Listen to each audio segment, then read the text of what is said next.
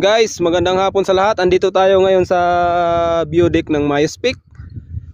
Ito yung clearing natin ngayon. Kanina yan, mas maganda po. Pero dito sa baba, nagkakaulap na. Sea of clouds pa naman siya, pero hindi na siya sea of clouds talaga na maganda kasi hindi siya flat.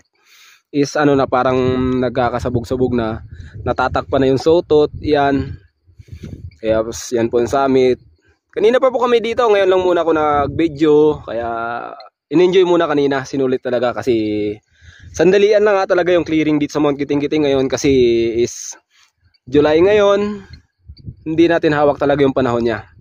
Yan po si Madam, siya po yung guest natin. At bukas po, magta-traverse kami, dito po yung trail natin bukas, sa day 2 natin yan. Papunta po doon, hanggang doon. Tapos papunta po doon sa may Eagle Rock. Yun po yung Eagle Rock. Tapos yan po, knife edge na po yan. Papunta doon, hanggang doon. Tapos yun po yung Camelback. Tinuturo ko. Yan, Camelback po yan. Hanggang doon sa may lubid sa unahan. Tapos, Kiss the Wall, Marble Spring, Peak of Deception po yan sa tapat ng ng daliri ko. Tapos 90 degrees din po yan ang kasunod. Tapos yun na po yung summit. Tapos bukas dire-diretso po kami pababa. Hindi na po kami magka-camp sa Camp 3. Camp 3 na yun, hindi na, dire-diretso na po kami kasi kaya naman. At diretso pababa.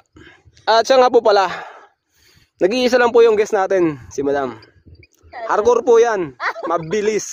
Grabe. Ako yung humahabol, guys. Hindi ako yung hinahabol.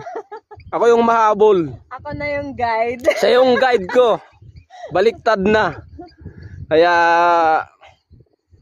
magandang hapon sa inyo lahat. Yan. Small but terrible. Yan. Magandang hapon sa inyo lahat. Congrats. Congrats sa amin. Pambira. Birang nagkakaroon ng clearing sa mga ganitong month ng July. At lalo na pa-end na rin.